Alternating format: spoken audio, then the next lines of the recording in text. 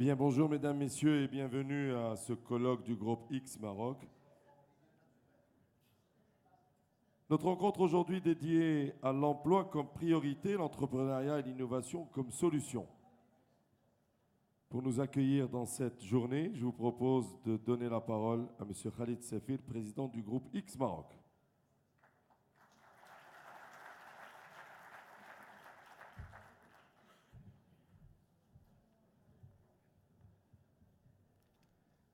Bismillah ar-Rahman ar-Rahim. Wa salatu wa salam ala ashraf al-mursalin. Messieurs les ministres, mesdames et messieurs, chers camarades, je voudrais en premier lieu exprimer toute la gratitude de notre association et notre reconnaissance à Sa Majesté le Roi Mohammed VI, que Dieu l'assiste, pour avoir bien voulu placer ce colloque sous son haut patronage. C'est un immense plaisir ressenti et une grande satisfaction pour l'équipe d'organisation du colloque de vous voir si nombreux à avoir répondu à notre invitation. La présence à ce colloque de membres du gouvernement et de représentants du monde économique et social et des médias témoigne du grand intérêt accordé à la thématique de notre rencontre aujourd'hui. L'emploi comme priorité, l'entrepreneuriat et l'innovation comme solution. Mesdames et messieurs, je voudrais remercier la Banque mondiale, la Banque africaine de développement, l'Organisation pour la coopération et le développement économique, l'OCDE, ainsi que l'École polytechnique qui ont bien voulu soutenir l'organisation de ce colloque. Mes remerciements s'adressent aussi à nos sponsors et partenaires. Notre partenaire platine, le groupe Africa, nos partenaires gold, le groupe OCP, RMA Watania, BMCE Bank et Lafarge, nos partenaires silver, Maroc Télécom, Tijari Wafa Bank, CDG Capital, la Banque Populaire, Meditel, Cindy Park, Inouï, Barid El Maghrib et la Samir, notre partenaire média, le groupe Ecomédia, notre transporteur officiel, la Royal Air Maroc, et enfin notre jeune partenaire, New Work Lab, qui nous accompagne aujourd'hui pour le lancement du prix X Maroc du jeune entrepreneur innovant. Je tiens en outre à remercier plus particulièrement toutes les personnalités qui ont accepté d'enrichir les débats de ce colloque par leur participation à l'animation des différentes tables rondes de la journée, ainsi qu'à tous ceux qui nous ont fait l'honneur d'être présents aujourd'hui parmi nous. Mesdames et messieurs, le groupe X Maroc, dont les membres sont présents dans différents secteurs d'activité, privés et publics, cherche, en organisant ce colloque, à contribuer aux réflexions sur un terme d'actualité, à l'instar des précédents colloques qu'il a organisés. Par ailleurs, est convaincu que le développement du pays passe par la formation de cadres de haut niveau. Notre association est active en matière d'encouragement des filières scientifiques d'excellence et de soutien aux élèves de ces filières, notamment les élèves des classes préparatoires aux grandes écoles d'ingénieurs. De même, cette association constitue un cadre d'accueil et d'information des élèves et des lauréats des grandes écoles étrangères pour faciliter leur retour au Maroc et leur insertion professionnelle. Mesdames et messieurs, le Royaume du Maroc, comme beaucoup de pays dans le monde, souffre du mal social du siècle qu'est le chômage et le sous-emploi, notamment celui des diplômés et des jeunes de 15 à 35 ans, avec ses conséquences néfastes et des fois désastreuses dans certains pays sur la cohésion sociale, sur la démocratie et sur la sécurité.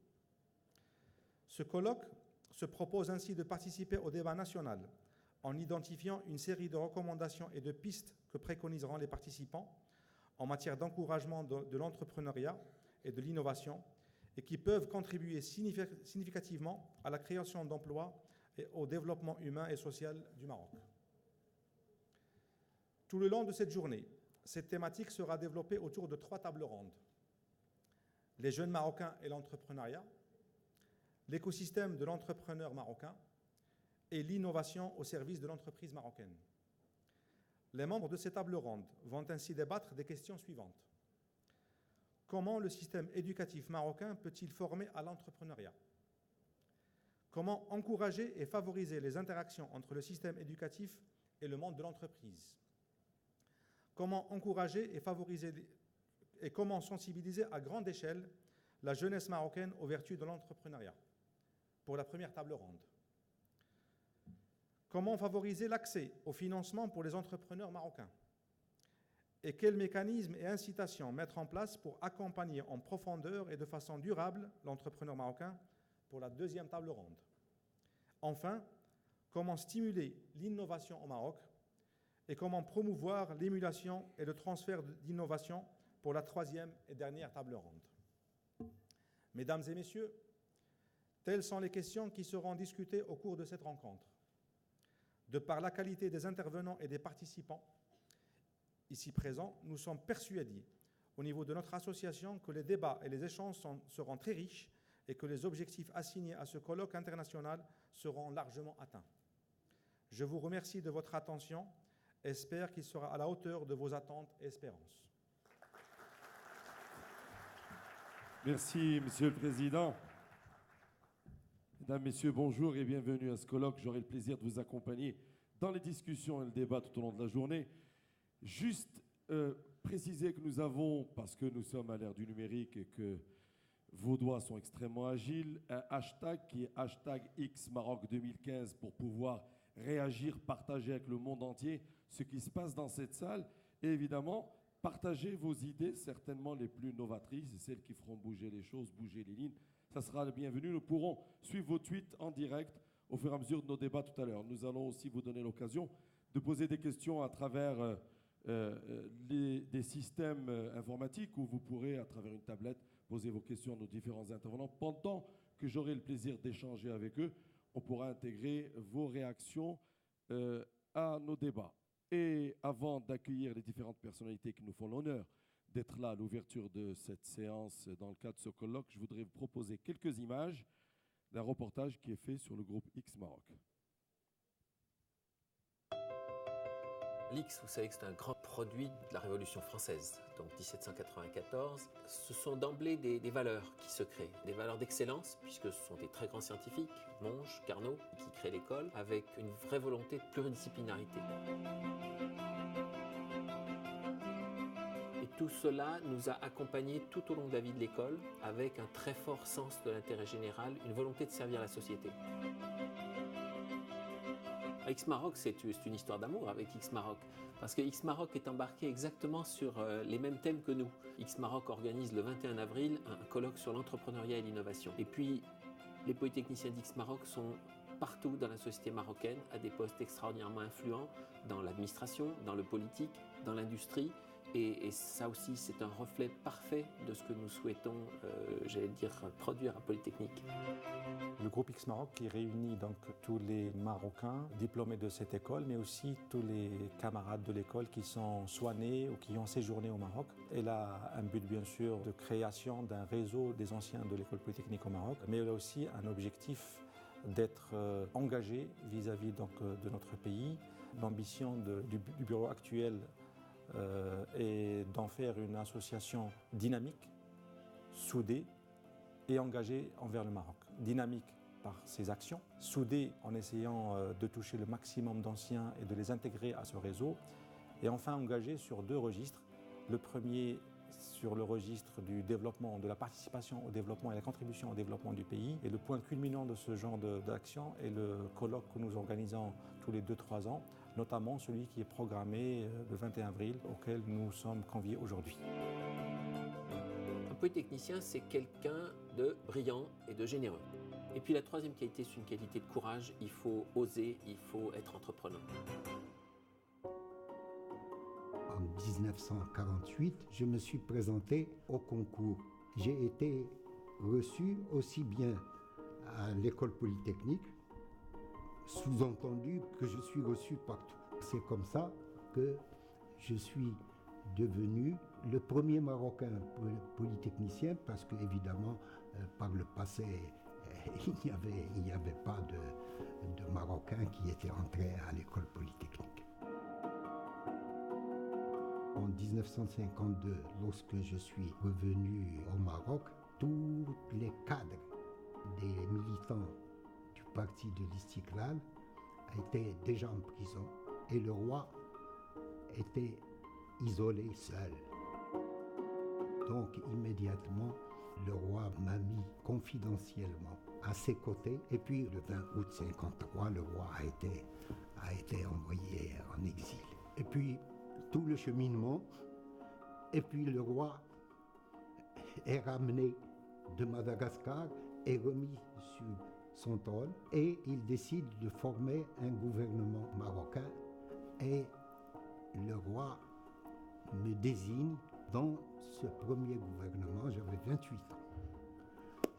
Il me désigne comme ministre des Travaux publics le 7 décembre 1955.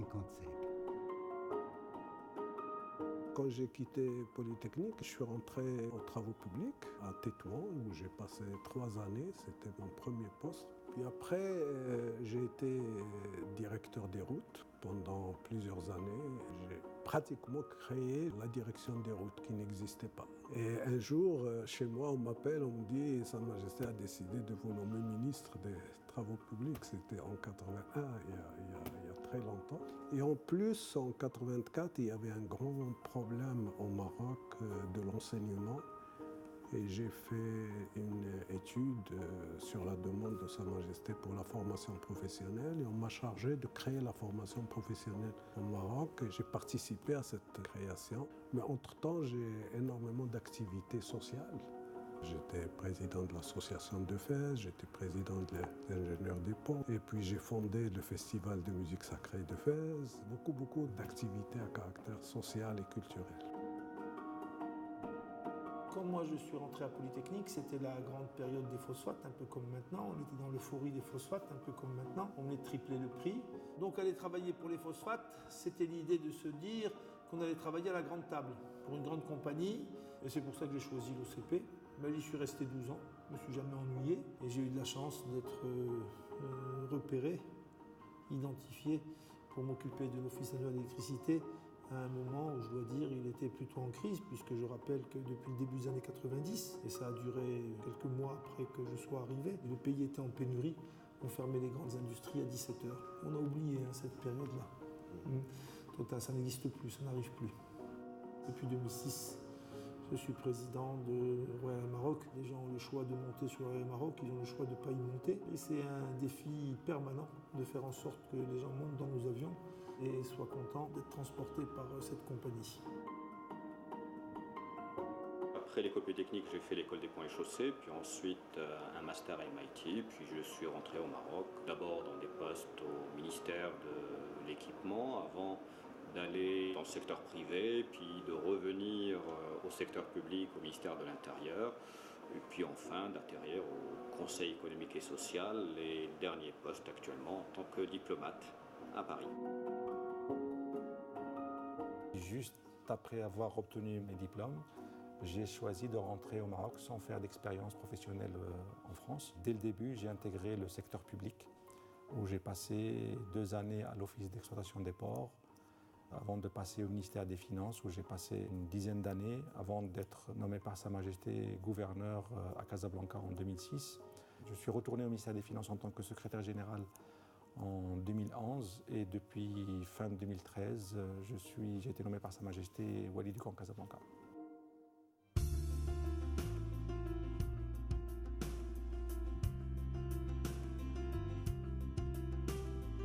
J'ai eu la chance d'intégrer l'école polytechnique en 1958. J'ai choisi le corps de l'armement, je suis donc rentré dans la fonction publique en France. Je suis rentrée au Maroc où j'ai fait une carrière industrielle dans le groupe ONAN. J'ai fait de l'école Hassania pendant 14 ans, l'école Hassania des ingénieurs que j'ai créée. Et puis j'ai rejoint Tijari Wafa Bank en 2004 et j'en suis actuellement le directeur général.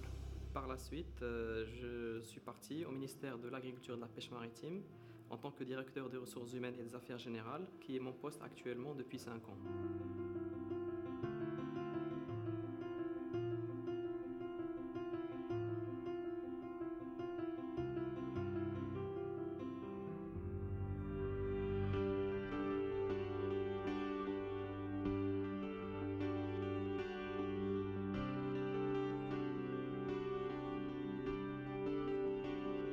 Je vois à l'affichage que la lettre D a été tirée au sort et immédiatement ils doivent passer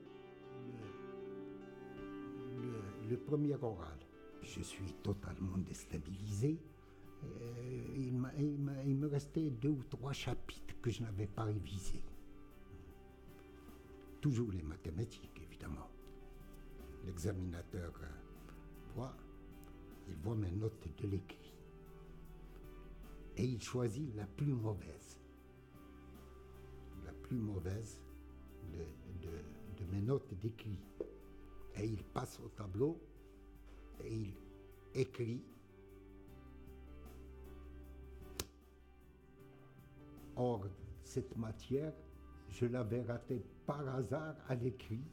J'étais le plus fort dans cette matière. La première leçon de tir, chacun avait son fusil et on nous disait, et il arrivait devant chaque élève et il commençait à lui apprendre comment manipuler le fusil, comment tirer, comment viser, et ainsi de suite. Et il arrive devant moi, il me dit, mais vous êtes d'où? Je lui ai dit, je suis du Maroc. Il m'a dit, mais vous êtes tirailleur de naissance, vous n'avez pas besoin qu'on vous explique quoi que ce soit, il est parti. Donc, je me trouvais avec mon fusil que je n'ai jamais touché, il fallait que je tire bien parce qu'il ne fallait pas porter préjudice à l'image qu'il avait du Maroc. Je voyais X et je voyais l'école polytechnique. Et donc dans ma tête, c'était 2 écoles différentes. Toute la première année, je n'ai fait le lien entre les deux qu'à partir de la 2e année. Ils ont souvent un complexe de supériorité qui est marqué. Et je crois que il peut y avoir une utilisation positive de ce complexe de supériorité, à savoir la volonté, effectivement, d'être meilleur que son environnement, hein, et de donner chaque fois le maximum de ce qu'on peut donner. Ceci pour se justifier à soi-même l'excellente opinion, hein, qu'on peut avoir de soi-même.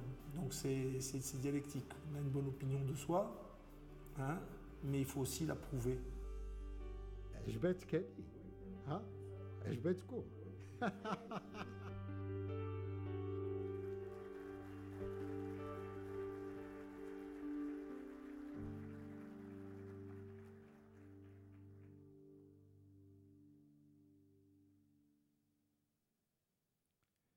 Bien, merci à celles et ceux qui ont été derrière ces images qui nous permettent de comprendre tout le travail fait et le cheminement fait par le groupe X Maroc. Et je voudrais accueillir à mes côtés les différents intervenants de cette session d'ouverture. Monsieur le ministre de l'Industrie, du Commerce, de l'Investissement et de l'Économie numérique, Moulay Hafid Al-Alami. Monsieur le ministre, vous êtes le bienvenu. Monsieur Mohamed Khabej, président d'honneur du groupe X Maroc. Prenez place, monsieur le ministre.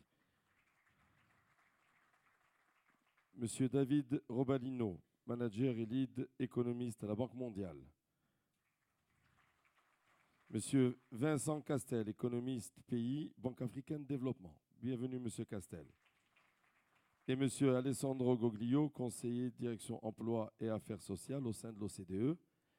Et je voudrais rappeler le président Khalid Safir à nos côtés.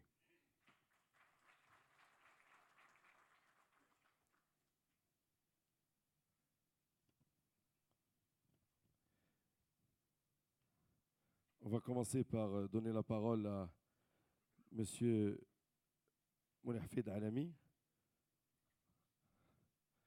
Vous avez une présentation, monsieur le ministre. On va vous laisser votre prise de parole ici. En vous remerciant de votre présence. Et j'avoue qu'aujourd'hui, je découvre des choses sensationnelles avec cette population de X. Si Mohamed Khabej, je savais depuis que je vous ai rencontré le premier jour que vous étiez tirailleur de naissance. Monsieur les ministres, Monsieur le Président, Mesdames et Messieurs, chers amis, vous pouvez imaginer le trac qu'on peut avoir de prendre la parole devant une concentration telle d'intelligence au centimètre carré. Donc je crois que nous avons à peu près au Maroc là une bonne 40% ou un peu plus de tout ce que nous avons comme matière grise. Donc j'espère que vous êtes bien assurés. On a 2 options. Soit je vous fais une présentation classique telle qu'elle a été préparée, ou je fais comme j'ai l'habitude et ce que j'aime, c'est plutôt délirer ensemble de quelques minutes. Je crois qu'on va prendre la deuxième option parce que pour des X tellement cartésiens et avec une expérience que vous allez trouver que tout ce que je vais vous présenter est extrêmement fade. Alors, quelques mots très rapidement. Est-ce que ça change? Non, ça ne change pas. Tant mieux, ça ne marche pas.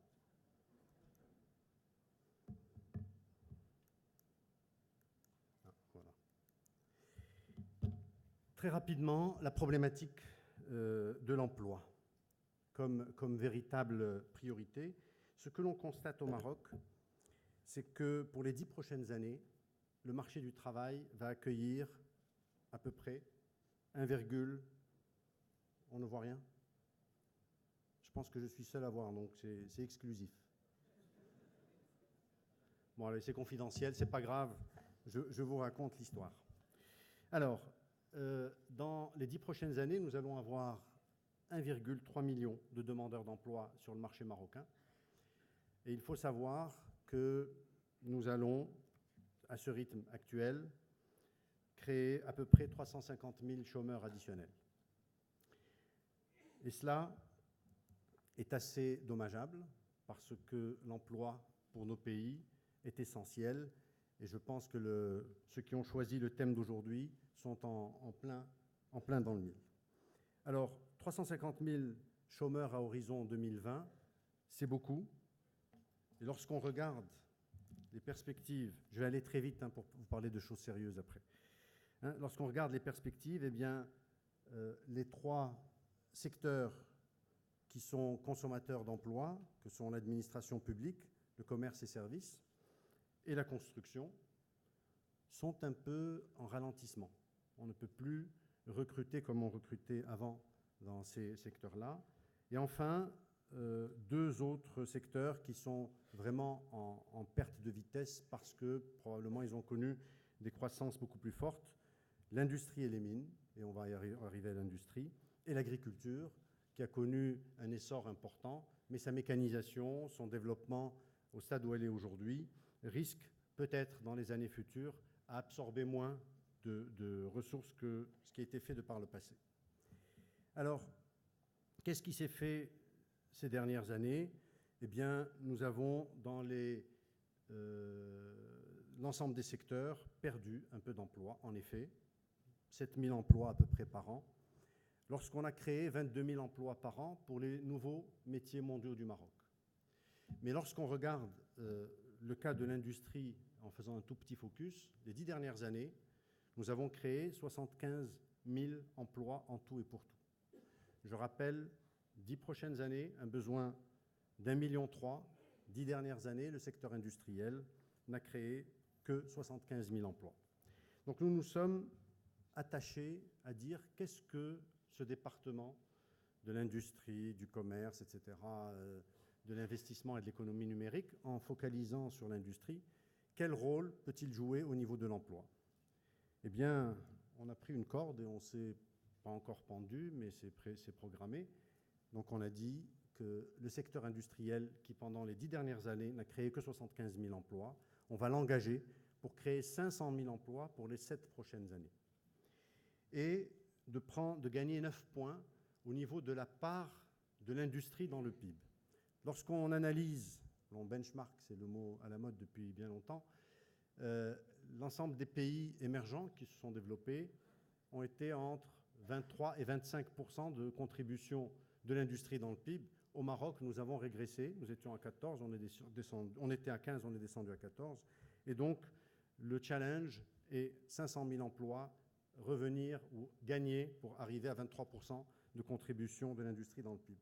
Et évidemment, notre balance commerciale qui souffre, faire en sorte d'exporter pour pouvoir y arriver. Alors, quels sont les moyens à mettre en œuvre pour y arriver? On s'est creusé la tête un peu, on a travaillé avec un polytechnicien, avec un X, n'est-ce pas Mamoun? Je ne parlais pas que de Mamoun, Bohdud qui est ici présent, mais aussi un autre qui était avec nous dans l'équipe. Et ensemble, nous avons mis le doigt sur des écosystèmes permettant de prendre un tissu industriel tel qu'il est aujourd'hui, parce que nos prédécesseurs ont fait un travail les uns après les autres assez remarquable pour nous donner les matériaux nécessaires pour construire de véritables écosystèmes et que l'orientation désormais de l'industrie n'est plus de travailler en silo, mais de mettre ces structures ensemble pour voir quels sont les éléments manquants dans ces écosystèmes permettant de démultiplier la capacité de création d'emplois, d'exportation. Et cela a été sincèrement impressionnant. On ne s'attendait pas, au moment où on rédigeait cette stratégie, que la réaction du secteur industriel allait être à ce niveau-là. Donc nous sommes, prenons le cas de l'AMICA, qui est l'association de l'automobile, avec un engagement sur cette période-là de création de 90 000 emplois, avec des choses extrêmement précises. Et nous sommes à ce jour à 56 500 emplois engagés. Donc la restructuration, et c'est les premiers qui ont embarqué dans l'approche écosystème, a donné de véritables résultats. Très rapidement, au-delà de ces écosystèmes, il faut une démarche vraiment globale, de l'auto-entrepreneur à la locomotive, en passant par la TPE, la PME à potentiel. Comment mettre en musique tous ces gens-là pour donner des résultats tels que souhaités. Alors évidemment, ce que l'on découvre souvent, c'est qu'au niveau de l'administration, nous créons énormément de choses conjoncturelles qui, à un moment donné, répondent à un besoin spécifique, et elles le font de façon assez intéressante. Mais au fil du temps, ça s'effiloche, et on a des superpositions de structures, des gens qui ne savent plus pourquoi ils sont là, quelle mission ils ont, parce qu'ils ont une mission qu'ils regardent dans le rétroviseur. Or, nous sommes en train de préparer les 10 prochaines années, et ces décalages nécessitent parfois des remises en ordre. Alors, la NPME a été remise complètement dans le plan d'accélération industrielle pour répondre et accompagner véritablement les opérateurs et leur donner ce dont ils ont besoin pour pouvoir s'organiser en écosystème. Monsieur le ministre Mamoun Bouheddeud s'est occupé en priorité de l'auto-entrepreneur et je crois qu'il a battu un record en faisant passer ces textes à peu près en une semaine du Conseil de gouvernement à la Chambre des représentants, à la Chambre des conseillers. Donc bravo Mamoun, mais évidemment c'est un X, donc ça ne doit pas vous étonner. Nous qui ne sommes pas, ça nous prend 6 mois, parfois un peu plus. Je ne sais pas pourquoi, il arrive à faire ça en un temps record. Donc ce statut d'auto-entrepreneur est en mesure de donner une véritable nouvelle vie à l'emploi parce que les entreprises, c'est Mokharek parmi nous, ont des relations avec les syndicats intéressantes et je crois, je l'ai témoigné à plusieurs reprises, que la prise de responsabilité de nos syndicats au Maroc est grandissante avec de vrais résultats. Mais je pense que nous sommes en train de regarder ensemble comment aller plus loin et innover dans la démarche pour pouvoir avoir des contrats encore plus intelligents. Alors, la lutte contre la pauvreté étant un des axes de ce statut d'auto-entrepreneur et évidemment l'intégration de l'informel, comme je le dis à Mamoun souvent, c'est notre spécialiste de l'informel, c'est notre informel au sein du ministère. Donc, un tremplin pour la création d'entreprises et la formation, le champ d'application étant très vaste, je ne vais pas rentrer dans les détails. Mamoun, tu nous expliqueras lors de ton panel de quoi il s'agit de façon plus importante. Alors, l'innovation, telle que vue par le ministère, alors je dois vous décevoir à ce niveau-là. J'ai un peu changé les appétits des grands innovateurs. Parce que je crois que nous avons, qui trop embrasse mal étreint.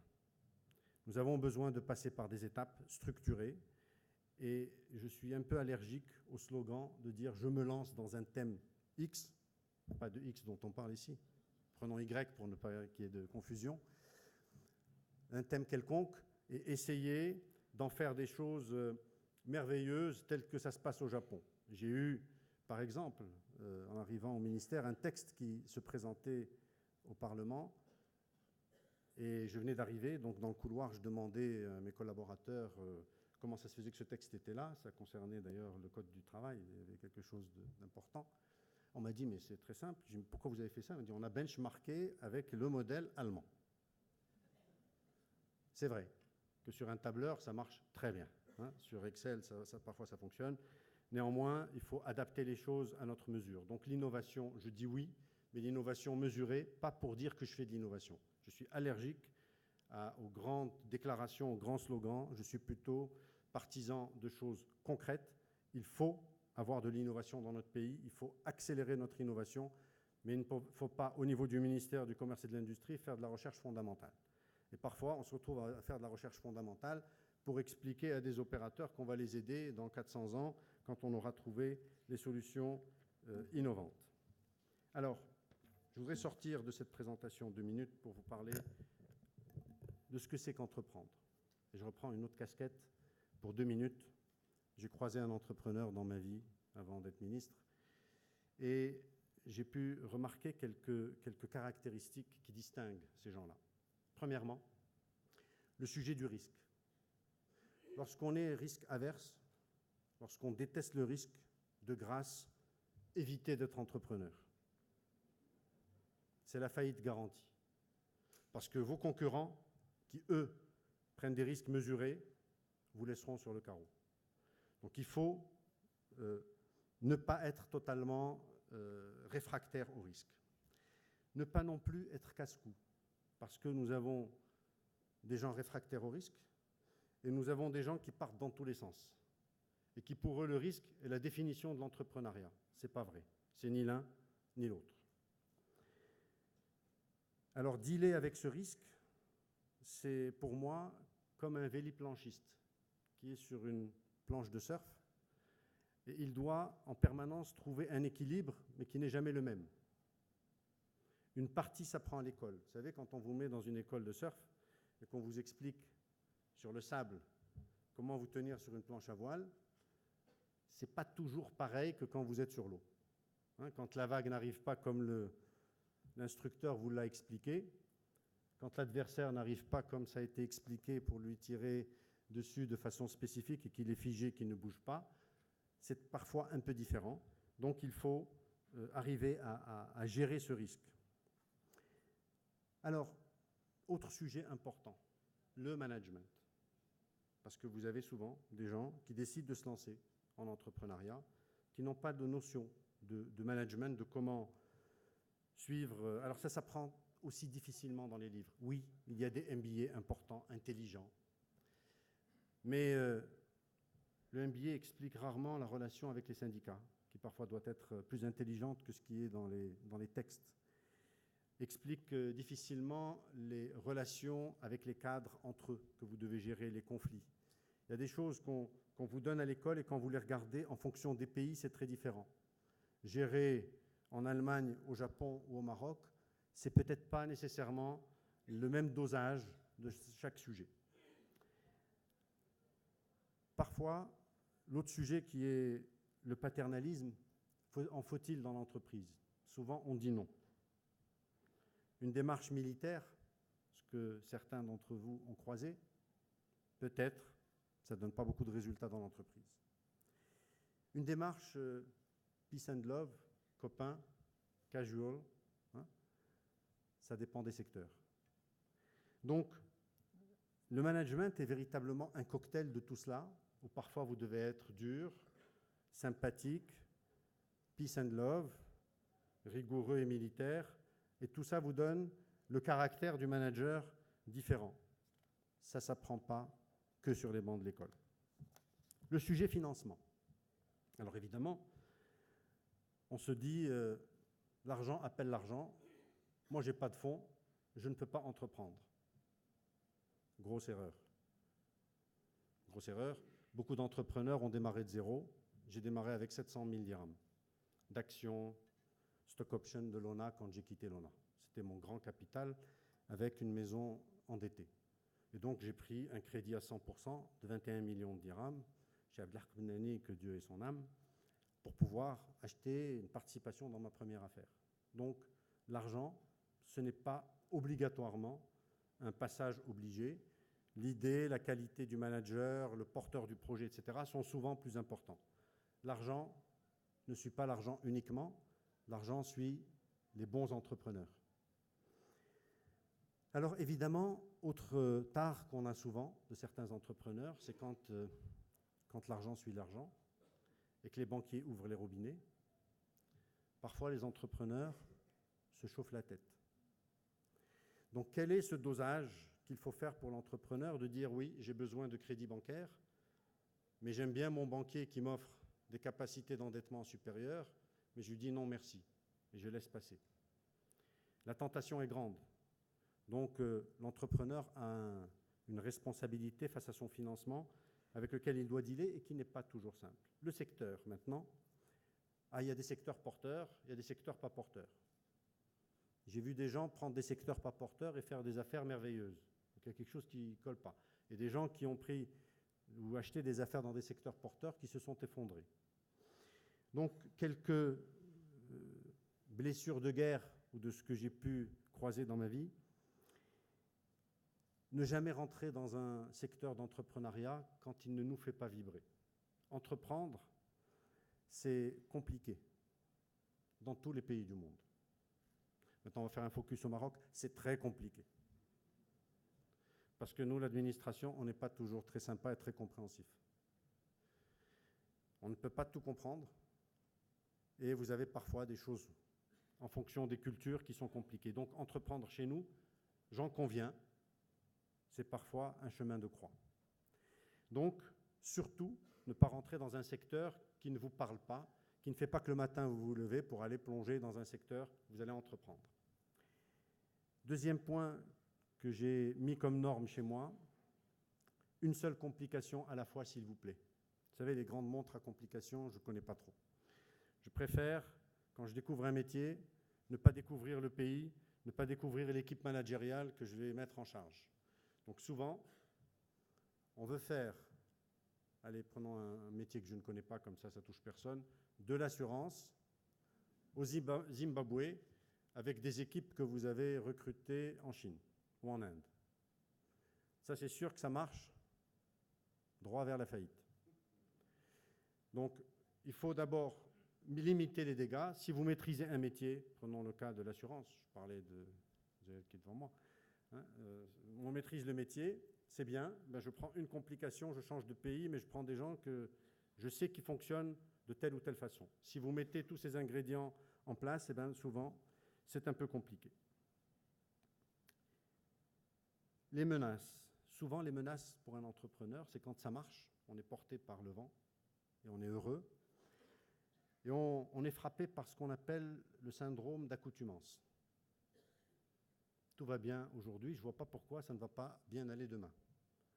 Comme le gars qui conduit avec son véhicule en regardant le rétroviseur, il n'y a eu aucun virage les 500 derniers mètres, je suis sûr qu'il n'y en aura pas les 500 prochains.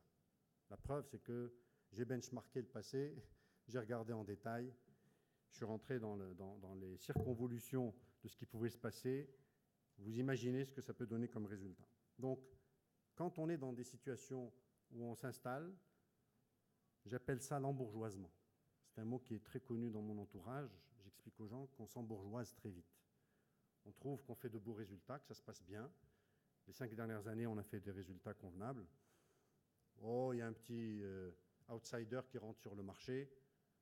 Je vous prends un exemple. Comme ça, on est loin du marché marocain. Dans les télécoms en France, l'arrivée de Free.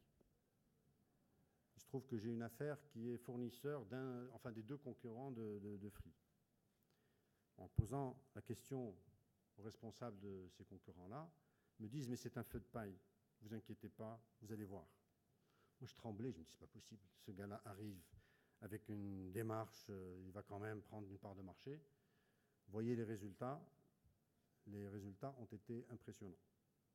Donc, quand on s'installe dans un métier, on se dit « ça y est, j'ai gagné, je suis le meilleur », et vous avez quelqu'un qui arrive.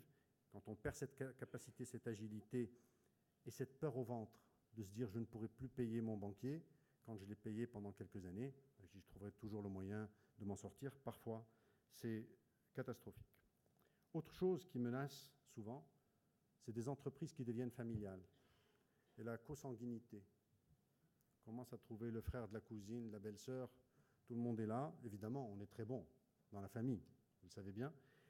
Mais parfois, on oublie, dès que les affaires sont prospères, que même ces enfants sont parfois capables de faire des choses et pas d'autres. Alors pour réussir dans l'entrepreneuriat, qui est quelque chose qui nous préoccupe tous, Mais il faut d'abord essayer, parce que souvent, c'est comme à la loterie, on se dit, je veux gagner, ça serait peut-être bien d'acheter un ticket. Loterie, si vous voulez éventuellement gagner un jour. Mais entreprendre en étant, comme le font souvent les grands penseurs, les grands stratèges, les grands cadres, c'est qu'ils se disent, je vais entreprendre en restant dans mon poste, et si ça marche, j'en ai marre de ce job-là, je vais le quitter pour aller... Ça, c'est les pigeons les plus sympathiques qu'on trouve sur le marché. Hein? C'est comme les médecins et les pharmaciens qui font de la banane sous serre. Ça vous dit quelque chose, ça, il y a 30 ans? C'est comme les professions libérales qui font en effet de l'agriculture en étant citadins. Le cas de mon père, que Dieu ait son âme. Son salaire passait dans la poche du gestionnaire de la ferme. Rarement dans la ferme. Mais il avait le plaisir d'aller voir sa ferme produire très peu. Hein? Donc lorsque on cumule, on se dit, je vais essayer de faire en parallèle et vous allez voir, je suis tellement intelligent que moi, je suis capable, sur un Excel, de montrer comment on peut gérer. Et d'ailleurs, je peux installer une caméra sur place et voir ce qui se passe. Ne vous inquiétez pas. Les gens sur place savent gérer les caméras. Donc, parfois, il faut réunir quelques ingrédients avant de se lancer. Premièrement, accepter l'échec. Les grands entrepreneurs dans ce monde ont souvent eu 2, 3 faillites dans leur vie. Ils n'en ont pas rougi, ils n'ont pas baissé les bras. Donc quand on est dans une position où on se dit non, moi je ne peux pas échouer, de grâce, oubliez l'entrepreneuriat. Parce que dans l'entrepreneuriat, de toute façon, on échoue un jour ou l'autre. Donc il faut accepter cet échec, le gérer, le capitaliser et en faire quelque chose. Il faut être humble, même quand on est X. Parce que la vie ne s'apprend nulle part à 100%. Puis quand vous avez tout appris, vous découvrez qu'il faut encore apprendre, parce qu'il y a des choses qui nous échappent, et on peut capitaliser sur du savoir, mais parfois, la vie nous réserve quelques surprises. Ne pas toujours compter que sur son intelligence, ni sur Excel, ni sur PowerPoint. Ce sont 2 copains très sympathiques qui, quand ça balance sur Excel, c'est superbe. Mais ce qu'il y a à l'intérieur, le nombre de business plans que vous avez vus dans votre vie qui étaient merveilleux avec des courbes comme ça et qui ont fini avec des courbes comme ça. Mais Excel n'a pas dit « attention, vous vous êtes trompé ». PowerPoint, sur les grandes présentations, n'a jamais sorti une main de l'écran pour taper sur les doigts de celui qui préparait, par exemple, sa présentation. Et les théories livresques sont importantes, sont fondamentales parce que ça forge l'esprit, ça forge la mécanique. Mais il faut avoir des capteurs additionnels. Et j'ai eu à déjeuner avec le patron de l'X, présence de Sebo2. Nous avons eu à débattre. J'ai eu à croiser beaucoup d'X dans ma vie. Vous n'êtes pas tous pareils, ils ne sont pas tous pareils. Et je crois que la personnalité est fondamentale. La capacité d'écoute est extrêmement importante. Accepter l'échec, même quand on est X, c'est important, parce qu'on en fait toujours dans sa vie, à tous les niveaux. Et quand on nous inculque à l'école, excusez-moi, je vous le dis, je lui ai dit clairement, je lui ai dit, vous avez des choses merveilleuses, moi j'adore travailler avec les X, avec pas mal d'ailleurs de grandes écoles, mais il y a une dose où il faut injecter de temps en temps de l'humilité, parce que cette humilité permet d'écouter et de reconstruire son avis qui sera meilleur demain. Si je sais tout, si je ne suis pas capable d'écouter la contradiction, d'accepter la contradiction, je suis dans le mur. Et à chaque fois que j'ai eu un collaborateur qui était dans cette démarche-là, j'ai préféré m'en séparer. Parce que je voyais que l'embarcation allait droit dans le mur ou dans le rocher et qu'il était convaincu qu'il avait raison. C'est quand même important, je pense, d'avoir des formations de ce type-là. Nous sommes très fiers au Maroc d'avoir des gens qui ont été formés à des structures extrêmement rigoureuses, dures. Nous sommes très fiers d'avoir des gens formés qui ont eu des résultats exceptionnels, des carrières fulgurantes, et c'est avec ça que ça nous tracte.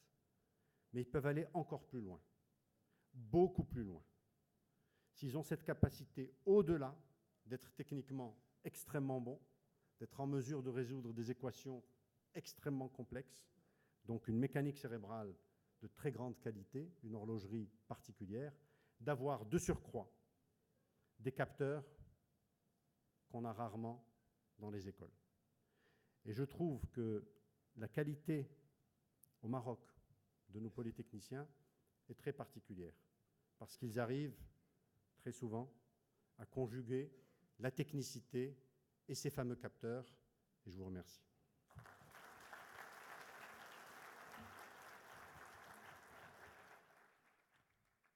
Merci, Moulay Hafid Alami. Nous allons passer la parole au président d'honneur du groupe X Maroc, M. Mohamed Qabbaj.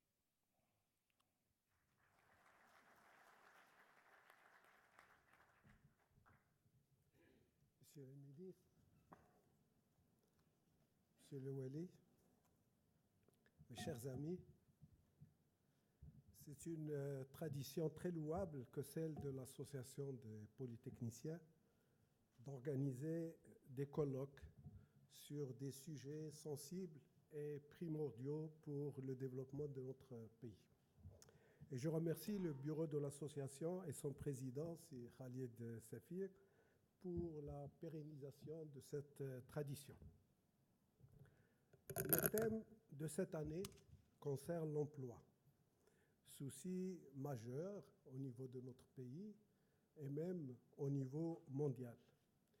Il suppose une bonne croissance, mais aussi une bonne distribution des revenus et des produits de cette croissance et une participation inclusive de toute la société. Il suppose aussi qu'on doit s'adapter rapidement à toute l'évolution technologique qui, par essence, réduit le nombre de personnes dont on a besoin. Il s'agit d'un sujet complexe qu'on ne peut traiter que par une approche globale, multidimensionnelle, et en agissant sur tous les leviers de la politique économique et sociale d'une manière coordonnée et harmonieuse. Aujourd'hui, l'angle qui a été choisi par l'Association des polytechniciens est celui de l'entrepreneuriat et de l'innovation, qui sont intimement liés d'ailleurs.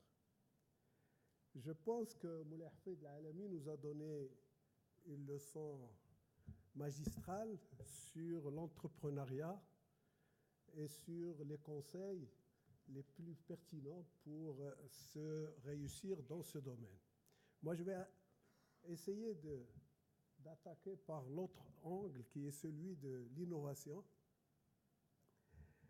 Et je dois dire que vous allez entendre qu'au Maroc, le Maroc est mal classé pour l'innovation ou pour la recherche. Il dépense très peu sur ce secteur, 0,8% du PIB, alors que la moyenne internationale est de l'ordre de 2%. Je voudrais tempérer ce jugement par deux considérations importantes. La première, c'est que les résultats de l'innovation n'est pas toujours lié à l'effort financier de la recherche, mais il y a l'efficacité de cette recherche. Une innovation est toujours une solution nouvelle qu'on doit apporter à un problème, mais comme l'a dit Moulay Hafid, les innovateurs les plus enthousiastes sont souvent atteints de myopie quand il s'agit de capter la valeur concernant cette recherche. La deuxième considération, c'est que le Maroc a introduit et continue d'introduire des innovations sur plusieurs plans et qui ont eu un impact considérable sur le plan économique et social sans que ces innovations soient comptabilisées dans l'effort de recherche. vais donner quelques exemples. Le Maroc a été pionnier, par exemple, dans beaucoup de domaines. On le voit maintenant, par exemple, dans la stratégie africaine. C'est une innovation incroyable. Il y a aussi le plan, par exemple, de Tangemed. C'est l'idée lumineuse, une innovation qui a eu un impact aussi extraordinaire sur notre économie. Je ne parle pas des plans émergence, du projet industriel des écosystèmes. Maintenant, la place financière de Casablanca, le Maroc vert, le programme des énergies renouvelables. Et je voudrais parler aussi de quelques expériences anciennes. Ici, parmi nous, il y a Milodi Mokharer qui a participé à une aventure extraordinaire qui est celle de la création de la formation professionnelle. Et il a participé à cette création et à cette évolution.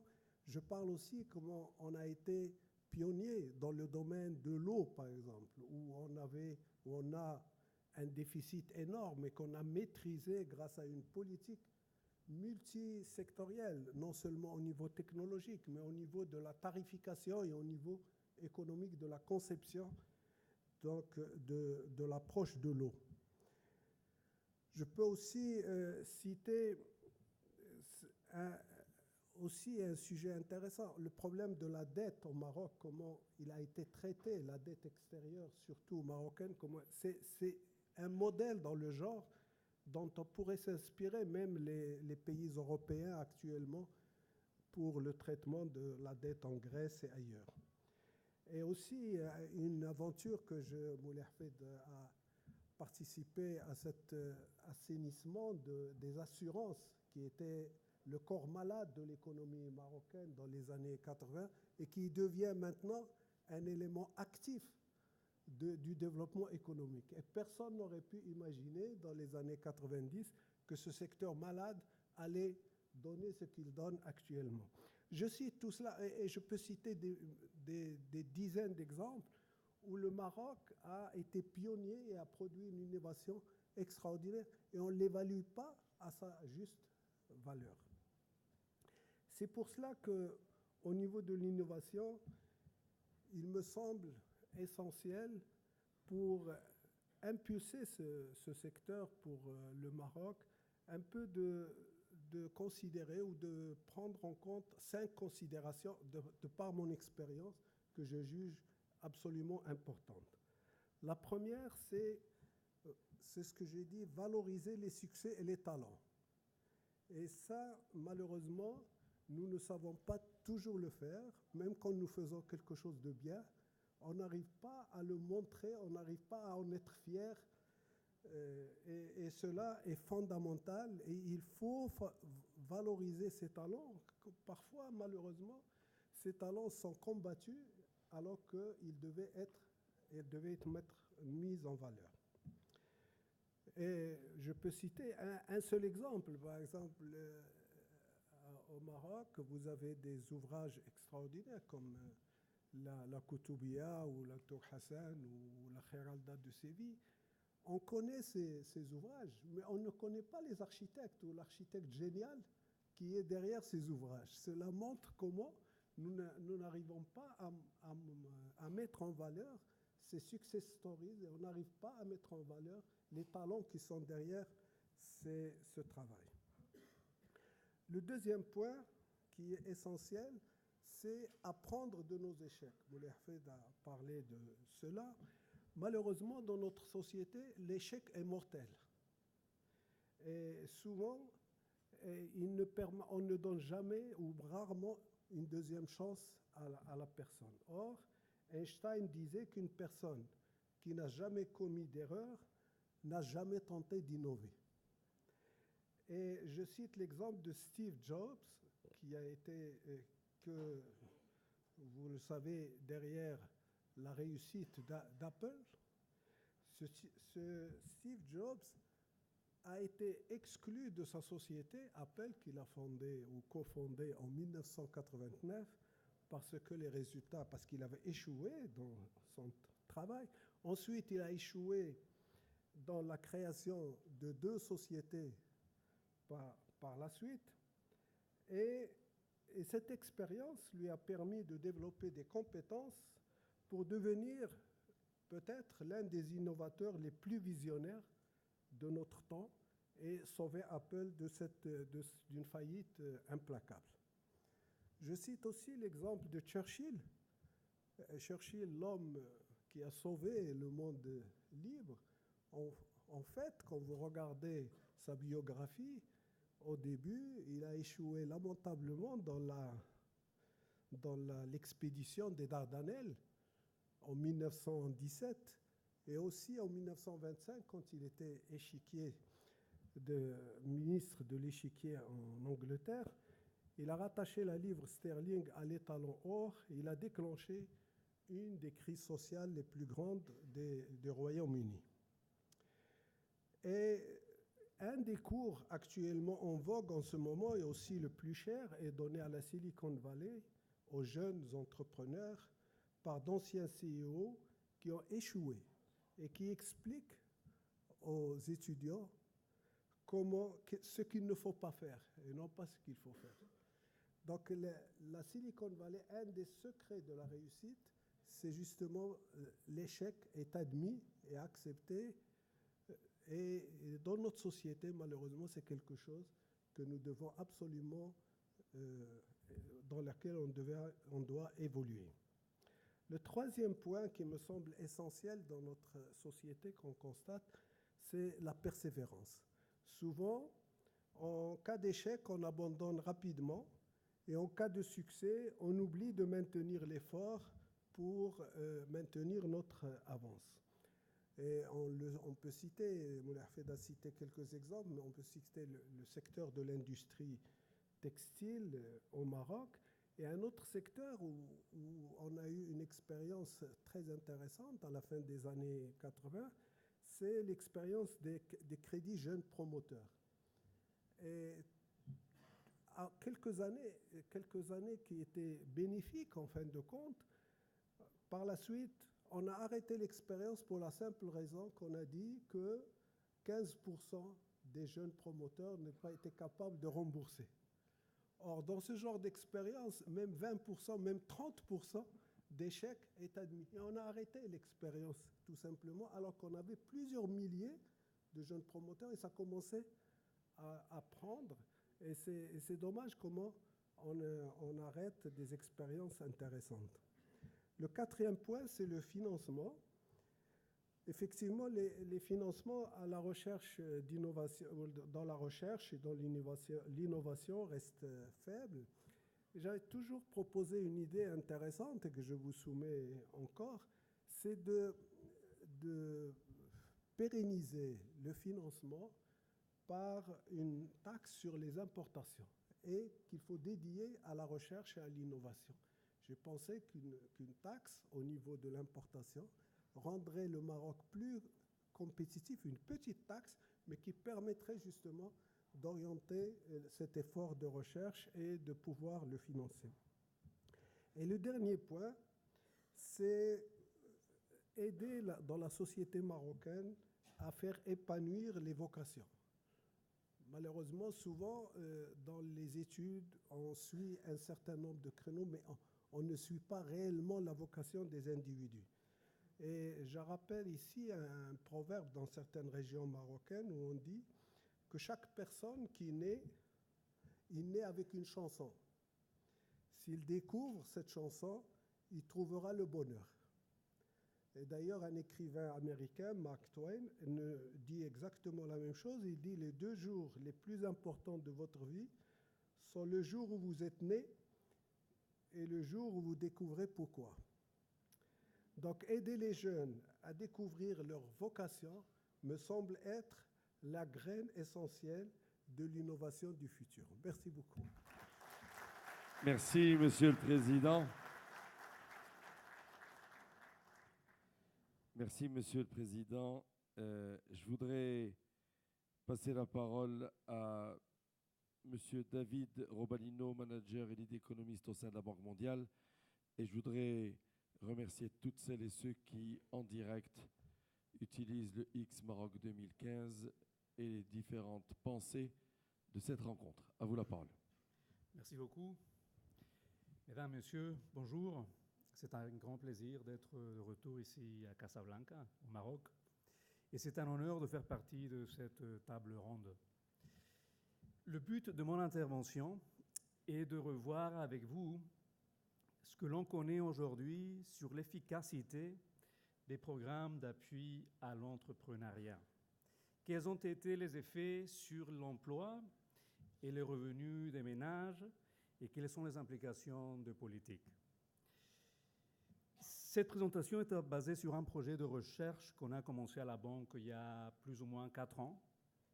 On a créé un répertoire de ces programmes d'appui à l'entrepreneuriat qui ont été mis en place dans différents pays. Parmi ces programmes, on a pris quelques-uns qui ont été soumis à une évaluation d'impact rigoureuse, c'est-à-dire où l'on peut vraiment comparer quels sont les résultats pour des entreprises ou des entrepreneurs qui ont bénéficié du programme et quels sont les résultats pour le groupe qui n'a pas bénéficié de ces programmes. Laissez-moi, avant de vous présenter les résultats, de dire quelques mots sur l'entrepreneuriat et l'emploi de manière générale. La première observation, c'est que parmi la population qui est active et qui travaille dans le monde, la majorité, presque 60%, sont des travailleurs indépendants. Ce ne sont pas des travailleurs salariés. Ce sont des employeurs ou des gens qui travaillent par leur propre compte.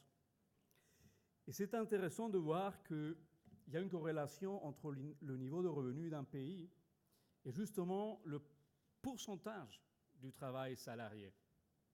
Il augmente ce pourcentage avec le niveau de revenu. Mais pour les pays à revenus bas, revenus moyens, le travail indépendant, l'entrepreneuriat, est une des sources les plus importantes d'emploi. Donc j'ai beaucoup aimé le titre de la présentation. Si le problème est l'emploi, la solution est l'entrepreneuriat. Certainement, certainement. C'est tout simplement pas possible, ni au Maroc ni ailleurs, de créer dans le court terme un nombre suffisant de travail, d'emplois salariés pour tous les gens qui veulent travailler, qui vont rentrer dans le marché du travail. C'est tout simplement pas possible. Le problème, c'est que la majorité de ces travailleurs indépendants et ces entrepreneurs sont dans des activités de très faible productivité. Ils créent des entreprises avec des taux de mortalité très élevés et les entreprises qui persistent n'arrivent pas à croître, n'arrivent pas à créer de nouveaux emplois. D'ailleurs, presque la moitié de ces entrepreneurs ou travailleurs indépendants habitent dans des ménages qui sont des ménages pauvres. Ils n'arrivent pas à générer un niveau de revenu suffisant pour échapper à la pauvreté. C'est très important donc de distinguer au moins 3 groupes d'entrepreneurs au sens large du terme. D'un côté, les entrepreneurs qu'on appelle de subsistance. La majorité des entrepreneurs, ils sont dans certaines activités économiques tout simplement parce qu'ils n'ont pas le choix. S'ils pourraient, peut-être ils seraient dans un travail, dans un emploi salarié, mais ils n'ont pas l'accès. D'un autre côté, il y a vraiment les entrepreneurs innovateurs, les gens qui créent des nouveaux marchés, de nouveaux produits, qui transforment les économies. Peut-être les alumni de X, Maroc. Et au milieu, la majorité des entrepreneurs, l'entrepreneur moyen, qui ne va pas créer des grandes entreprises, qui ne va pas créer Apple, mais qui arrive à gérer une entreprise moyenne, une petite entreprise, qui arrive à créer une dizaine d'emplois. La question qui se pose alors est quel est le rôle de la politique publique par rapport à l'entrepreneuriat? Les gens de X, Maroc, vraiment n'ont pas besoin de l'appui du gouvernement, juste avoir un climat pour l'investissement qui donne des incitations à l'investissement, à l'innovation. La politique publique doit se concentrer dans les 2 autres groupes. Au niveau de l'entrepreneur de subsistance, pour au moins essayer d'améliorer la productivité, le revenu de certaines activités économiques, s'ils sont économiquement viables, sinon les aider à passer au travail salarié.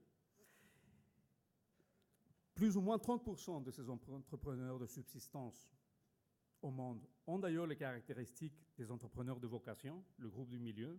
Donc il y a aussi un rôle pour les politiques qui essayent de les aider à faire ce saut. Mais on devrait se concentrer surtout sur l'entrepreneur de vocation. Comment on arrive à donner des incitations pour que ces individus créent des nouvelles entreprises et surtout des incitations pour que ces entreprises puissent croître, puissent créer plus d'emplois.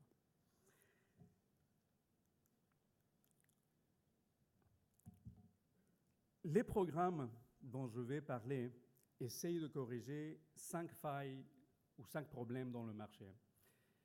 Les problèmes de compétences, pas seulement les compétences techniques ou les compétences en termes de gestion d'entreprise, aussi les compétences qu'on appelle non cognitives, vous en avez parlé, c'est-à-dire la capacité de créer, la discipline, la persévérance, les capacités de communication, les capacités à gérer du risque. Ce sont des compétences très importantes pour les entrepreneurs.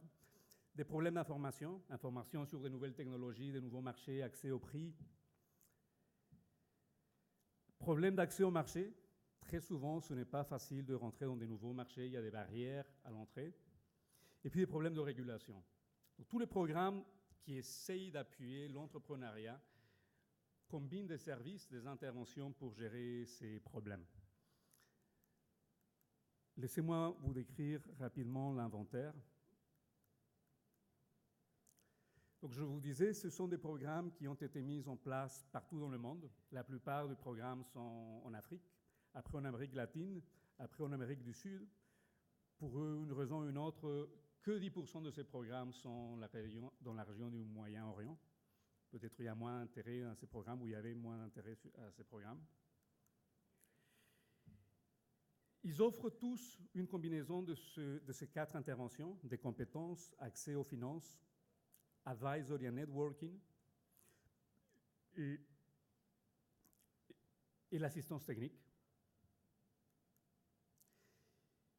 Et dans toutes les régions, dans tous les pays, les programmes normalement combinent plus d'une intervention. Les programmes qui n'ont qu'une seule intervention, par exemple l'accès à la microfinance, en bleu, sont minoritaires. Et si on regarde quel est le type de formation que ces programmes offrent, il y a un peu de tout, mais c'est surtout les formations dans des compétences non cognitives et dans business management.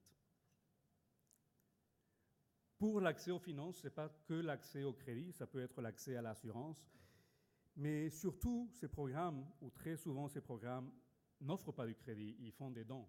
Ils mettent le capital pour commencer une entreprise. Donc ce qu'on a essayé de faire, c'est de prendre les programmes qui ont une évaluation d'impact rigoureuse, comme je disais au début, où on peut vraiment comparer un groupe de contrôle avec un groupe de traitement.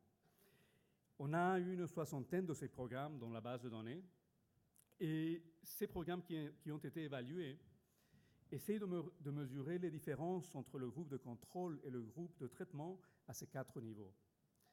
Le niveau d'emploi, le revenu, les techniques de gestion de l'entreprise et les connaissances, par exemple connaissances en comptabilité ou analyse financière. Les résultats, malheureusement, ne sont pas très encourageants. Je parle que des programmes qui ont été mis en place par le secteur public avec ou sans le secteur privé. C'est la politique publique. Mais qu'est-ce qu'on voit? Que 20%, seulement 20% des programmes qui ont été mis en place ont eu un effet positif et statistiquement significatif sur l'emploi ou sur le revenu. On voit que c'est plus facile de changer les pratiques de gestion de l'entreprise, les connaissances du manager de l'entreprise, mais c'est très difficile de vraiment influencer la performance, les résultats au niveau de l'entreprise, surtout au niveau d'emploi et au niveau de revenus. Dans ce graphique, chacun des points que vous voyez est un des programmes.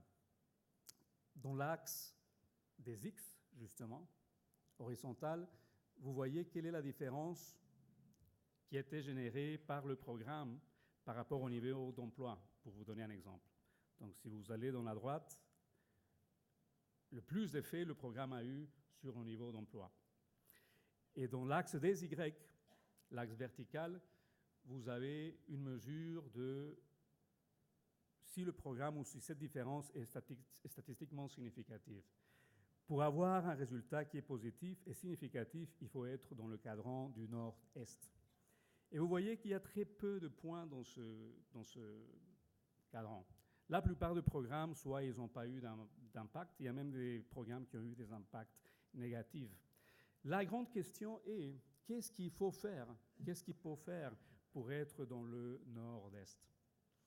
Et on a essayé de faire quelques analyses. Je veux me référer juste à trois problèmes dans les programmes actuels. Le problème de sélection des bénéficiaires, c'est-à-dire des entrepreneurs ou des entreprises, le problème de la sélection. Le problème de la sélection de l'activité économique et après le problème d'accès au marché. La plupart de ces programmes, malheureusement, n'essayent pas de distinguer quels sont les besoins des différents bénéficiaires, soit des individus, soit des entreprises. Ils offrent le même package de services à tout le monde. On croit que le minimum, c'est arriver à faire deux choses. Distinguer les entrepreneurs par rapport à leurs capacités, ceux qui sont vraiment des entrepreneurs de subsistance, ceux qui sont vraiment des entrepreneurs de vocation, numéro 1. Numéro 2, mesurer quelles sont les contraintes auxquelles ils font face. Compétences, accès à des services financiers et informations, etc. Et il y a aujourd'hui des instruments statistiques pour essayer de faire cette classification. Capacité, contrainte, numéro 1. Numéro 2, aujourd'hui, quand ces programmes essayent d'identifier les activités économiques, ils demandent à l'individu qu'est-ce que vous voulez faire? Ou c'est l'individu qui dit j'ai une idée ou j'ai une entreprise, j'ai besoin de votre aide. Et ça, c'est très bien. Le problème, c'est que la plupart du temps, ou très souvent au moins, ce ne sont pas des bonnes idées. Ce ne sont pas des entreprises qui sont viables. Pour corriger ce problème, quelques-uns de programmes font appel à des vrais entrepreneurs. Des gens de X, par exemple, X Maroc. Et ces entrepreneurs doivent revoir les tableaux Excel, voir quelles sont les meilleures opportunités en termes d'activité économique, de nouvelles entreprises, mais eux-mêmes n'ont pas les incitations pour faire ces choix, puisque ce n'est pas leur capital qui est à risque. Donc souvent, on finit par avoir des programmes qui sont en train d'appuyer des activités économiques ou des entreprises qui sont tout simplement pas économiquement viables. Et un des problèmes, c'est que très souvent, ce sont des entreprises qui produisent des biens, mais surtout des services pour des marchés locaux. Donc les opportunités de croissance sont très, très limitées. Une alternative... Je vous laisse aller vers la conclusion. C'est la dernière slide. Une alternative, c'est ne pas choisir ces programmes sur la base des préférences des individus, mais sur la base de projets. Pas de projets qui sont nécessairement développés par le secteur public, ça peut être par le secteur privé, mais qui finalement disent quel est le potentiel pour la création d'emplois dans un certain secteur ou chaîne de production. Quelles sont les contraintes qui affectent la croissance de cette chaîne de production? Quelles sont les opportunités pour de nouvelles entreprises ou pour connecter des entreprises qui existent déjà, peut-être des entreprises informelles, aux chaînes de production?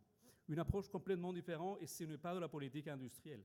Il ne s'agit pas de choisir un secteur et de subventionner l'activité économique dans ce secteur. Il s'agit de comprendre quelles sont les contraintes qui affectent le secteur et essayer de réguler ces contraintes et créer des opportunités pour la création de nouvelles entreprises. On croit que le futur de ces programmes d'entrepreneuriat, de support à l'entrepreneuriat, doit être basé sur ce modèle. 4 points pour conclure. Numéro 1, l'importance du travail indépendant et l'entrepreneuriat. Il n'y aura pas assez de travail à salariés. Il y a un rôle pour les politiques publiques, surtout au niveau des entrepreneurs de subsistance, des entrepreneurs de vocation. Mais il faut être conscient des limites des politiques publiques et programmes qui ont été mis en place jusqu'à présent. Il faut réfléchir, revoir l'architecture, la mise en place de ces programmes, comme je viens de dire. Et très important de changer les mécanismes de focalisation, de sélection des activités économiques et accès au marché et chaînes de production. Merci beaucoup. Merci. Merci David Robaino. Nous allons passer la parole à Vincent Castel, économiste pays au sein de la BAD.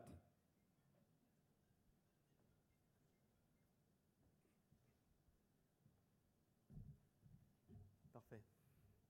Je vous remercie énormément de m'avoir invité aujourd'hui à ce colloque et puis de me donner la parole pour présenter les résultats d'une étude que nous avons menée de manière conjointe avec la primature et avec le MCC, une étude qui a pour visée d'identifier les contraintes à la croissance tirées par le secteur privé. Alors effectivement, pourquoi une telle étude? Parce qu'il y a un défi commun qui se pose à tous les décideurs de haut niveau et qui est que les modèles de développement et les priorités évoluent au cours du temps, et ceci à cause de facteurs internes et externes. Facteurs internes puisque le modèle de développement va changer au cours du temps en fonction des besoins de la population, et de facteurs externes, puisqu'à fur et à mesure que l'économie se développe, elle est de plus en plus intégrée aux chaînes de valeur mondiales et donc aux fluctuations de cette économie mondiale. On doit faire évoluer le modèle, néanmoins les réformes et les investissements au niveau d'un pays sont contraints par trois facteurs: la capacité de l'État à mobiliser des ressources, la capacité des institutions à les mettre en œuvre, et puis la marge de manœuvre politique qui est disponible pour mettre en œuvre ces investissements et ces réformes, en sachant que c'est souvent les réformes et les investissements qui sont les plus nécessaires, qui sont aussi les plus difficiles à mettre en œuvre d'un point de vue politique. Alors la question que se pose tout décideur, c'est finalement comment est-ce qu'il peut maximiser et accélérer l'impact de l'action publique.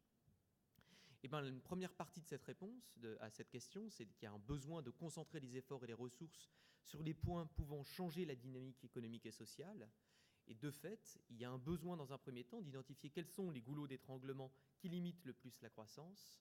Mais il y a aussi besoin, pour faire passer ces réformes et faire passer ces investissements, de développer un consensus autour de l'identification de ces goulots d'étranglement. Alors il y a une méthode qui a été développée pour permettre d'identifier quels sont ces goulots d'étranglement à la croissance tirée par le secteur privé.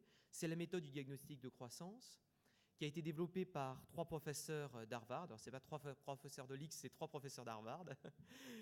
Et qui cherchent à travers ce diagnostic de croissance à répondre à une simple question qui est: qu'est-ce qui contraint le plus l'investissement et l'entrepreneuriat, en cherchant dans un premier temps à savoir si c'est lié au coût du financement qui serait trop élevé, ou si c'est autrement le rendement de l'investissement privé qui est trop faible, qui peut être lié soit à une faible appropriation de cet investissement privé avec des risques qui sont trop importants au niveau soit macroéconomique, soit au niveau microéconomique, soit alors lié à un faible rendement intrinsèque, c'est-à-dire que les facteurs de production ne sont pas disponibles au sein de l'économie, liés par exemple à un déficit en termes de capital naturel, de capital humain, ou en termes de déficit des infrastructures. Dans ce cadre, on a 4 tests qui sont mis à notre disposition et qui permettent de mettre en lumière où se trouve la contrainte au niveau de modèle économique d'un pays et qui limite la croissance tirée par le secteur privé.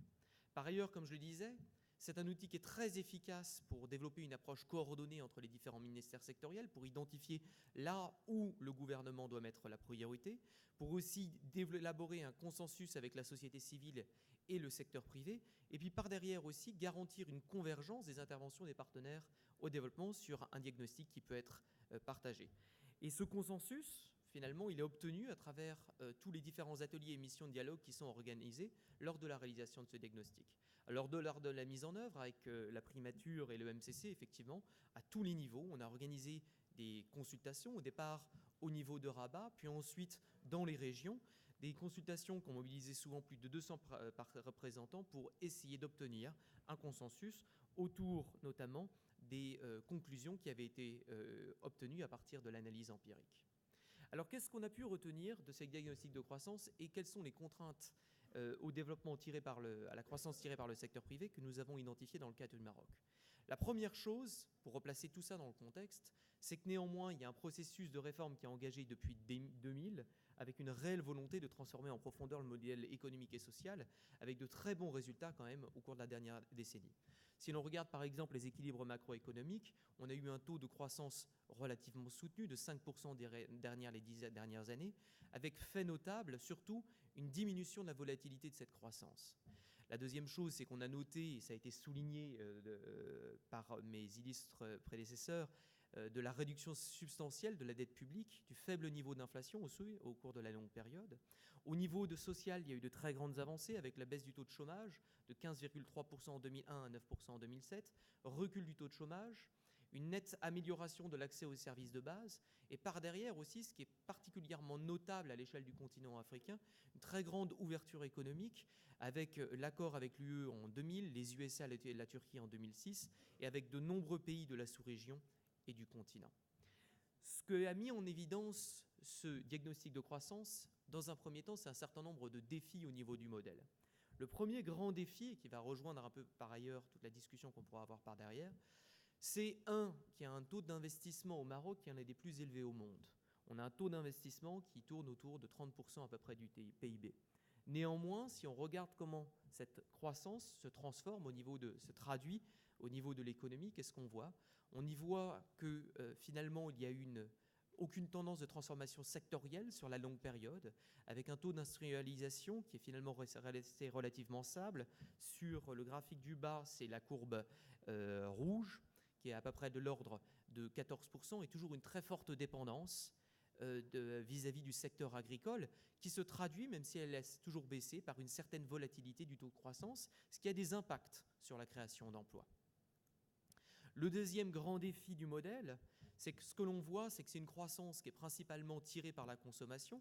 On voit même au niveau du graphique en haut à gauche que si l'on regarde les exportations parfois, le commerce extérieur a un effet négatif sur la croissance. Et c'est lié en particulier au fait que si on regarde les exportations par rapport aux pays comparateurs, notamment par rapport à la Malaisie qui est en bleu, on voit que ces exportations ont relativement peu progressé sur la longue période.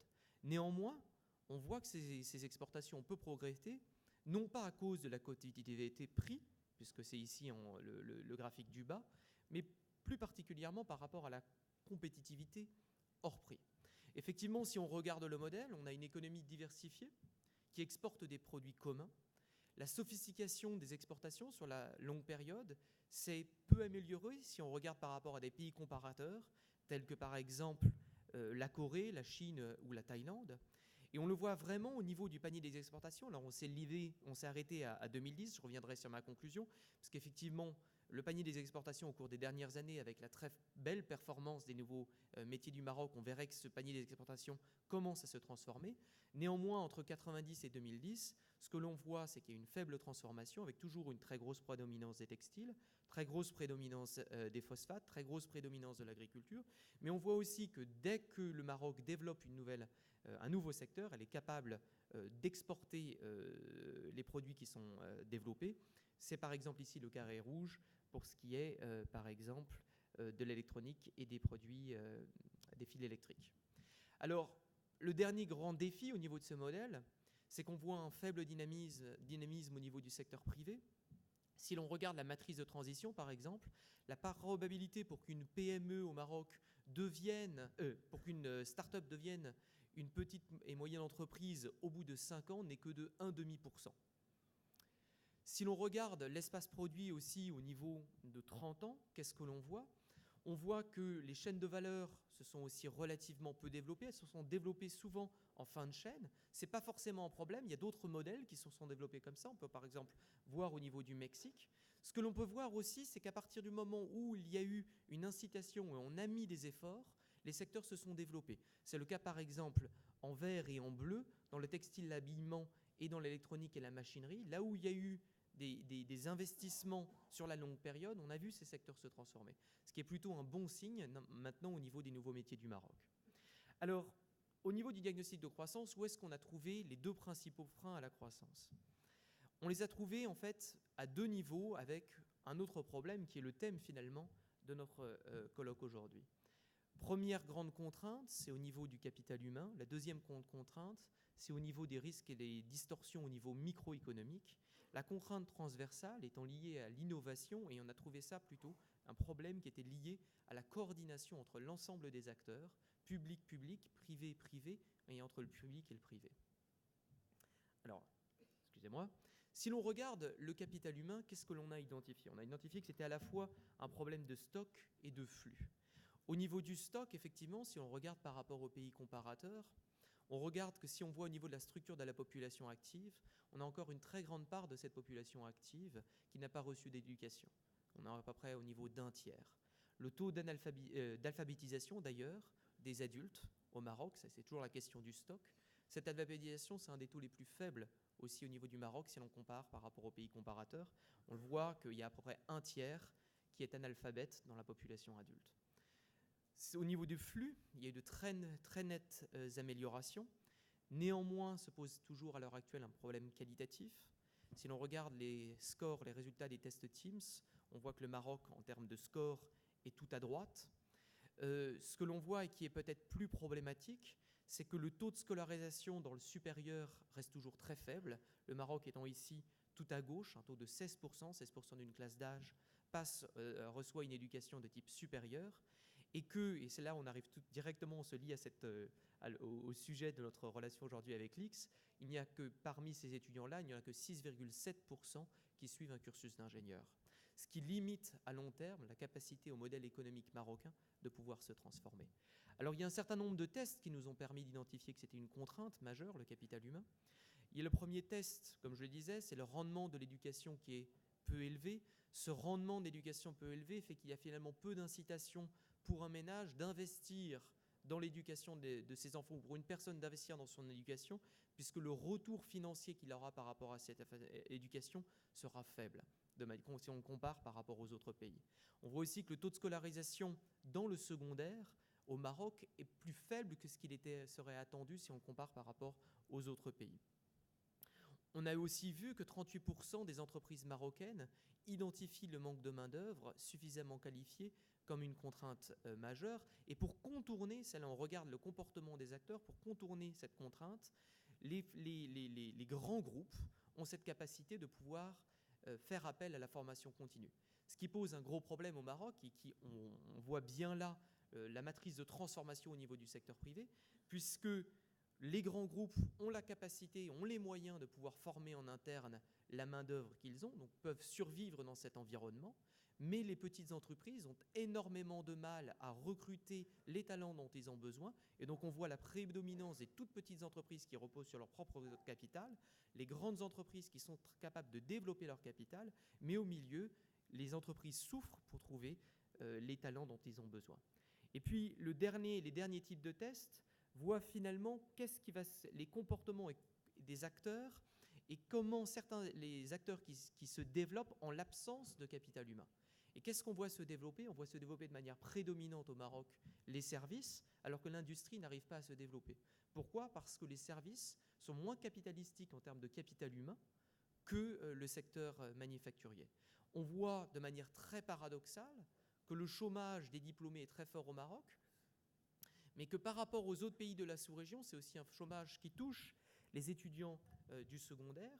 Et qu'est-ce qu'on voit? Le comportement des acteurs, il y a un taux d'immigration des diplômés du supérieur, donc une fuite des cerveaux, qui est plus important au Maroc qu'au niveau des pays comparateurs. Donc les conclusions, je vais aller vite là-dessus parce que je sais que je n'ai pas beaucoup de temps. Il y a un déficit de formation et de qualification qui est assez important au Maroc. Ça ne remet pas en cause tous les efforts qui ont été faits à ce niveau, avec notamment des efforts qui ont été réalisés, et je le souligne, au niveau de la formation professionnelle, qui pour nous est absolument essentiel, essentiel pour pouvoir fournir les talents dont les entreprises ont besoin, pour permettre de combler ce gap, je disais, de formation et leur permettre de se développer. Deuxième type de contrainte, au niveau des risques microéconomiques, et je vais aller très rapide, j'ai 2 slides. On a noté, je ne peux pas rentrer dans le détail à cause du temps qui m'a été alloué, mais les contraintes qu'on a trouvées qui limitent justement cet entrepreneuriat et le développement du secteur privé, des lourdeurs au niveau du système judiciaire qui ne sont pas liées aux textes en eux-mêmes, mais plus des lenteurs dans l'application de ces textes, la structure fiscale qui est parfois biaisée, surtout liée à la faible lisibilité et la pression fiscale qui porte sur un nombre faible d'acteurs, et puis la dualité et la complexité du régime foncier avec des procédures administratives qui sont lourdes, notamment pour obtenir par exemple du foncier industriel, la complexité du statutaire qui limite notamment l'investissement dans le secteur agricole. C'est ma dernière slide. Je dois malgré tout souligner le fait que les efforts du Maroc dans cette voie pour améliorer la situation et pour pouvoir développer le secteur privé sont absolument remarquables, avec un rétablissement rapide au cours des 2-3 dernières années des équilibres macroéconomiques avec une véritable politique volontariste, des investissements aussi très importants en infrastructure pour accompagner le développement du secteur industriel et les exportations avec les programmes logistiques, les programmes transport, l'amélioration toujours continue de l'accès à l'eau et à l'électricité, la volonté de transformer la structure productive avec les pôles des nouveaux métiers mondiaux du Maroc, et on voit les succès qui ont eu lieu à partir du moment où des nouveaux métiers sont développés, les gains à l'exportation immédiats qui sont réalisés, des réformes très profondes au niveau du système fiscal et de la justice, et puis l'amélioration continue de la politique sociale, notamment avec la volonté de rationaliser ses dépenses. Voilà, l'objectif de tout ça, c'est finalement maintenant que l'investissement induise une plus forte croissance, plus inclusive et plus transformationnelle, et nous appuyons le Maroc dans ce sens. Je vous remercie. Merci beaucoup. Merci Vincent Castel pour votre intervention. Je voudrais libérer le ministre Moulay Hafid Alami qui a d'autres engagements. Merci Monsieur le ministre, je vous laisse nous quitter. On va poursuivre nous nos travaux. Et nous allons donner la parole à Monsieur Alessandro Goglion, le remerciant de sa patience étant le dernier intervenant de cette première partie de la journée, conseiller à la direction emploi et affaires sociales au sein de l'OCDE. Merci à vous d'être venu partager avec nous ici dans ce colloque. Merci beaucoup. Madame et Messieurs, bonjour. Merci et merci pour l'honneur qui me fait aujourd'hui de participer au colloque X Maroc. Le titre de ce colloque est, je trouve, très, très pertinent. Je trouve aussi approprié le point d'interrogation à la fin du titre. Tout ça pour dire que l'entrepreneuriat est sûrement un facteur très, très important, mais dans mon présentation, je voudrais aussi arriver à la conclusion que c'est très important, mais c'est un facteur qui a besoin d'être aidé. Et comment est-ce que le politique pourrait aider l'entrepreneuriat? Il y a des politiques complémentaires très importantes qui sont les politiques liées aux conditions du marché du travail. Et je voudrais encadrer cette perspective dans le contexte de l'emploi et l'employabilité des jeunes, pas seulement au Maroc, pas seulement dans les pays du nord d'Afrique, conventionnellement souvent appelés avec le terme de MENA, pays MENA, mais aussi des thématiques très importantes pour les pays de l'OCDE. Il y a en effet certains facteurs de similarité entre pays du nord d'Afrique et pays de l'OCDE. Tout d'abord, il y a des taux de chômage de l'emploi des jeunes très, très élevés. Et dans la plupart des cas, beaucoup plus élevés que le taux de chômage des travailleurs adultes. Il y a un autre facteur commun entre pays OCDE à revenus par tête plus élevés et pays de la région MENA, une demande de plus en plus importante d'éducation supérieure. Et un autre facteur commun, un espace fiscal, donc des marges, des manœuvres budgétaires pour intervenir et stimuler l'emploi avec le secteur public très limité, des contraintes très importantes. Il y a aussi des différences importantes qu'il faut, ça va la peine de revoir ensemble. La démographie est différente. Beaucoup plus de jeunes en pourcentage sur le total de la population dans les pays de la région MENA par rapport aux pays de l'OCDE. Des taux d'activité et d'emploi très différents, beaucoup plus élevés dans les pays de la région OCDE. Il y a un système informel et d'auto-emploi plus prononcé, plus important dans les pays de la région MENA. Mais il y a aussi une propension plus élevée dans les pays de la région MENA par rapport à ce qu'on constate dans la région OCDE à travailler dans le secteur public, ce qui implique souvent des répercussions, des effets de répercussions, des files d'attente des jeunes qui, au lieu d'être employés dans le secteur formel, restent au chômage ou employés dans l'informel. C'est des thématiques qu'on a pris en examen sur un éventail assez nombreux d'études. On a aussi un cadre analytique pour adresser ces thématiques. On a un plan d'action de l'OCDE et quels sont un plan d'action pour les jeunes et quels sont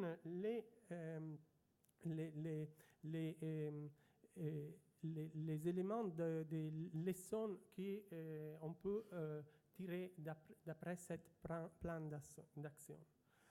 Tout d'abord, les défis à court terme.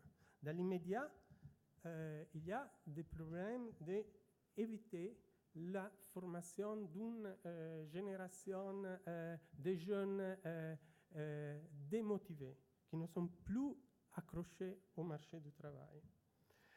Il faut assurer qu'ils soient équipés au moment de leur sortie du système de formation, équipés en termes de compétences pour accéder au marché du travail. Donc aussi assurer des politiques actives du travail efficaces et fondées sur des mécanismes d'obligation mutuelle. Il faut en parallèle renforcer la protection sociale et l'accès à la formation professionnelle pour les jeunes au chômage. Ça, dans le court terme. On identifie aussi des défis plus à long terme, des défis structurels. Assurer que chacun et chacune qui sort de l'éducation ait les compétences nécessaires pour accéder et faire pas seulement accéder dans l'immédiat, mais aussi faire une carrière dans le secteur privé. Donc, assurer les qualifications de base nécessaires pour rentrer dans une perspective pas seulement de quantité du travail, mais aussi de qualité du travail. Assouplir le système de transition de la scolarité vers le marché du travail. Donc, par exemple, plus d'opportunités de stages, d'apprentissage pendant la formation scolaire. D'autres défis structurels dans le marché du travail, le besoin d'adresser souvent, dans beaucoup de pays, le mécanisme, le dualisme qu'on constate dans le système du marché du travail. L'équilibrage entre travailleurs avec des contrats permanents et temporaires. garantir des formes adéquates de support aux revenus pour ceux qui perdent leur travail, assurer des politiques actives du travail. Des réformes dans ce sens ont été entremenées récemment dans certains pays de l'OCDE, comme notamment la Grèce, l'Italie ou l'Espagne. Mais il y a aussi d'autres solutions qui vont au-delà des questions structurelles liées au dualisme du marché du travail, plus orienté au traitement des problèmes liés à l'informalité. Par exemple, des besoins de réforme de la législation de la protection du travail, réviser le système d'assurance au chômage de manière d'augmenter l'attractivité du secteur formel et dans la recherche d'un emploi dans le secteur formel. Une approche plus équilibrée au salaire minimum.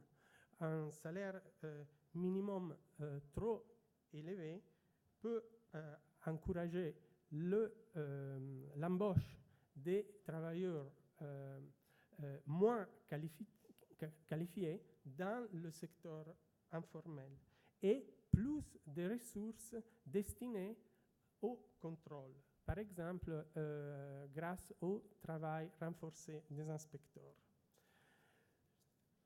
L'expérience internationale aussi suggère que la formation professionnelle a un rôle important à jouer. Des gains en termes de coûts, des gains en termes de compétences pour les jeunes qui rentrent dans la formation professionnelle, des effets